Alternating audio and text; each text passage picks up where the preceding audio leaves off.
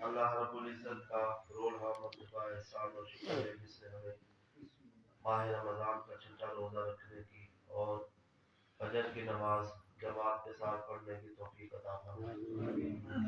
حضرات اکرام قدر، کچھ امور ایسے ہیں جو رسول اکرم صلی اللہ تعالی علیہ وسلم آپ فرماتے اور اس وجہ سے بھی فرماتے کہ وہ امت کے لیے جائز ہو اور امت کے لیے ایک جو ہے وہ راہ بن جائے اور امت اس کے اندر دشواری میں نہ ہو۔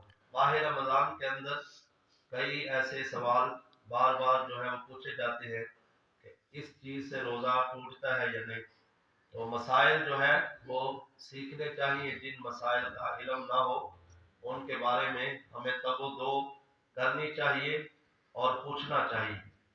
ماہ رمضان کے اندر مسواک کرنا رسول اکرم نور مجسم صلی اللہ تعالی علیہ وسلم کی پیاری سنت مبارکہ ہے۔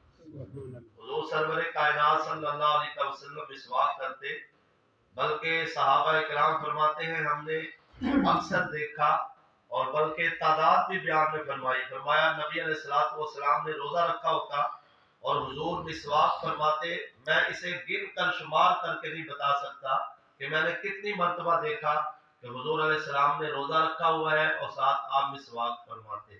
تو پتہ چلا مسواک کرنا روزے کی حالت میں یہ روزے کو مکروہ یا توڑتا نہیں، کسی وقت بھی مسواک ہو، چاہے صبح کے وقت ہو، چاہے بالکل غروب آفتاب کے وقت ہو، اور چاہے جو ہے وصل کے وقت ہو، مغرب کے وقت ہو، کسی ٹائم بھی ہو۔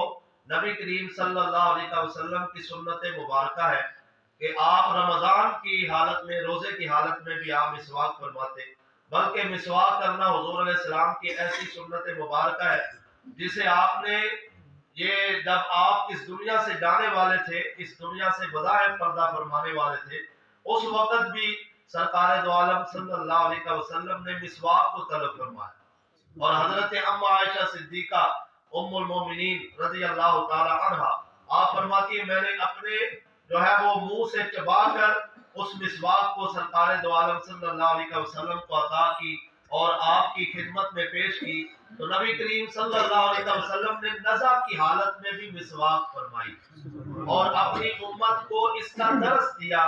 مسواک کرنا یہ اگرچہ وہ ایک حدیث پاک ہے کہ روزے دار کے منہ کی بدبو یہ اللہ کو کستوری سے زیادہ پسند ہے، یہ اپنی جگہ ہے اور یہ اپنا ایک مقام ہے کہ روزہ دار کی وہ شان بیان ہو رہی ہے، لیکن یہ نہیں کہ روزہ دار اپنے منہ کی صفائی نہ کرے۔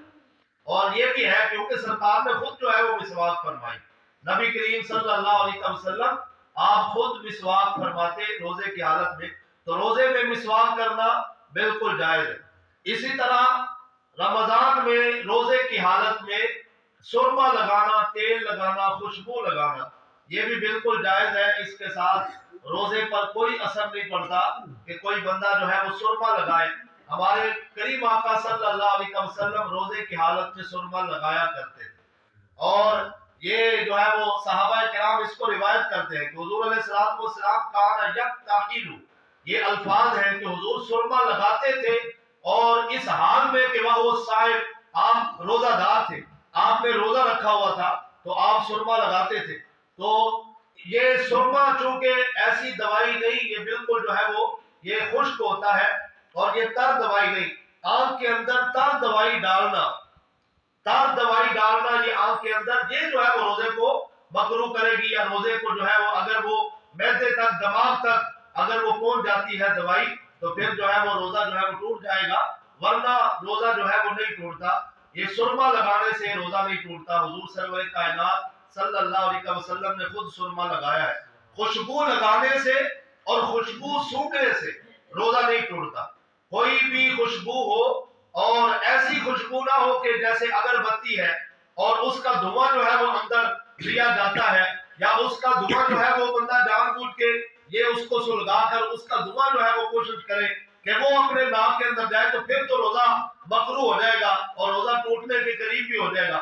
لیکن اگر ویسے خوشبو ہے عام طور پر جو لگاتے ہیں تو یہ والی خوشبو یا پھول جو ہے وہ سونگا جاتا ہے، تو اس کے ساتھ روزہ نہیں ٹوٹتا. اپنے جسم پہ ہم خوشبو لگا بھی سکتے ہیں, اپنے کپڑوں پہ خوشبو لگا بھی سکتے ہیں, اور خوشبو کو سونگھ بھی سکتے ہیں.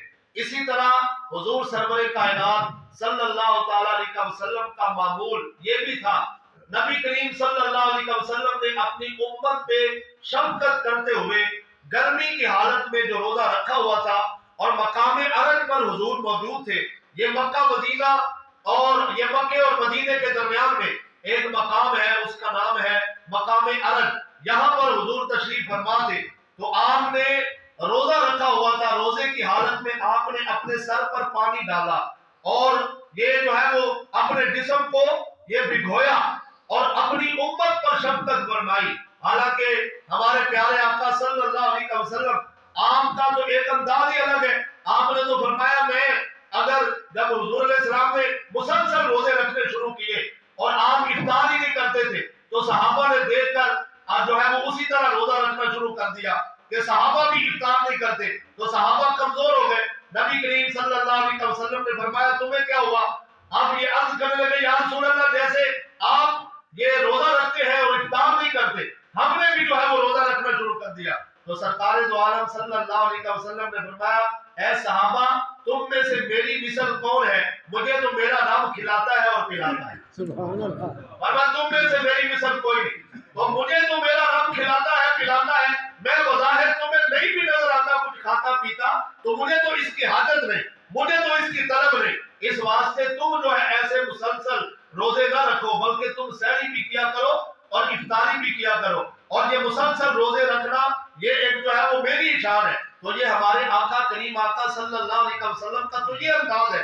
لیکن آپ نے امت پر شفقت کرتے ہوئے آپ نے گرمی کے روزے کو اس طرح ٹھنڈا بھی فرمایا کہ اپنے سر پہ پانی بھی ڈالا, تاکہ امتی کے لیے یہ عمل جائز ہو جائے اور یہ سنت بن جائے کہ اگر انہیں گرمی لگ رہی ہے اور گرمی کا روزہ ہے, شدت کی گرمی ہے, تو وہ اپنے جسم کو جو ہے وہ یہ ٹھنڈا کرنے کے لیے غسل بھی کر سکتے ہیں, اپنے جسم پہ ٹھنڈا کپڑا بھی جو ہے وہ لے سکتے ہیں, بھگو کر کپڑا بھی لے سکتے ہیں, کہ ہمارے کریم آقا صلی اللہ علیہ وسلم کی یہ سنت مبارکہ بھی ہے. حضرات گرامی قدر, کچھ صورتیں یہ ایسی ہوتی ہیں کہ جو جن سے صرف قضا لازم آتی ہے.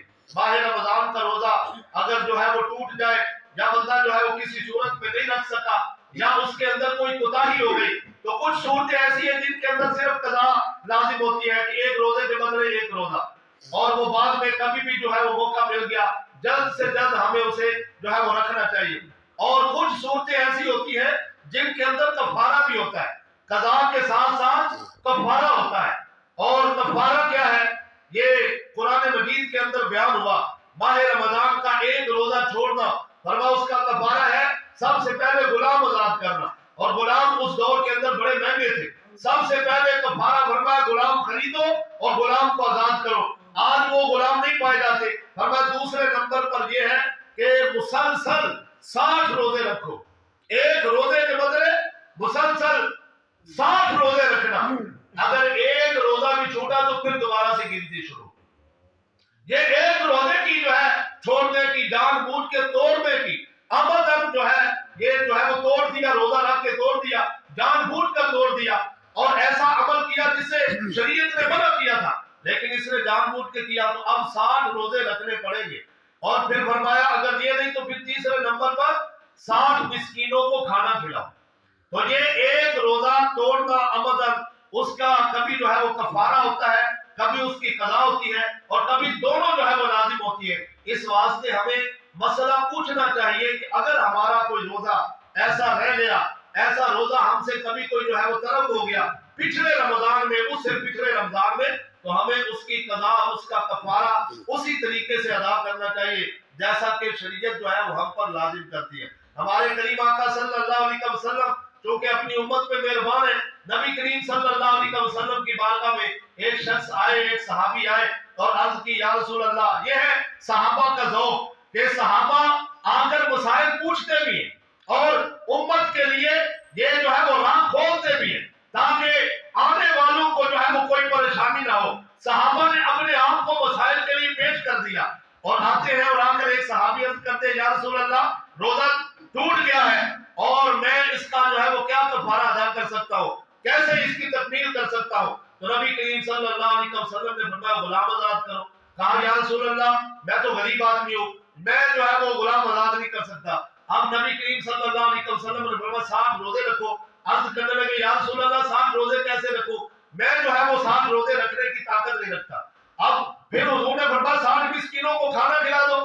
کہنے لگے جی میں غریب ہوں اور میرے پاس جو ہے وہ مال ہی نہیں. یہ ہمارے آقا کی رحمت تھی کہ کیونکہ حضور کا دور تھا, سرکار کے صحابی تھے, حضور کے پاس حاضر ہو گئے, اس لیے نبی کریم صلی اللہ علیہ وسلم ان پر رحمت فرما رہے تھے. تھوڑی دیر بیٹھ گئے, تھوڑی دیر میں ایک جو ہے وہ اماں آتی ہے اور کھجوروں کا ٹوکرا لے کے آتی ہے. سرکار دو عالم صلی اللہ علیہ وسلم نے فرمایا اے میرے صحابی یہ تمہارے لیے اعزاز ہے, باقی جو ہے وہ یہ کفارہ اسی طرح ہے جیسے قرآن کے اندر بیان ہوا, لیکن یہ تمہارے اوپر شفقت ہے کہ جاؤ اس ٹوکرے کو لے جاؤ اور جا کر غریبوں کے اندر بانٹ دو. اب وہ عرض کرتے ہیں لاڈلے تھے, نبی کریم صلی اللہ علیہ وسلم کا دریائے رحمت جوش پر تھا, اس لیے صحابی رسول لاڈ دکھا رہے تھے اور ناز دکھا رہے تھے کیونکہ نبی کا در ہے. اس لیے نبی علیہ السلام کی بارگاہ میں عرض کیا یا رسول اللہ ان دو پہاڑوں کے درمیان جو مدینہ منورہ کے ارد گرد ہے, ان دو پہاڑوں کے درمیان مجھ سے زیادہ غریب کوئی نہیں,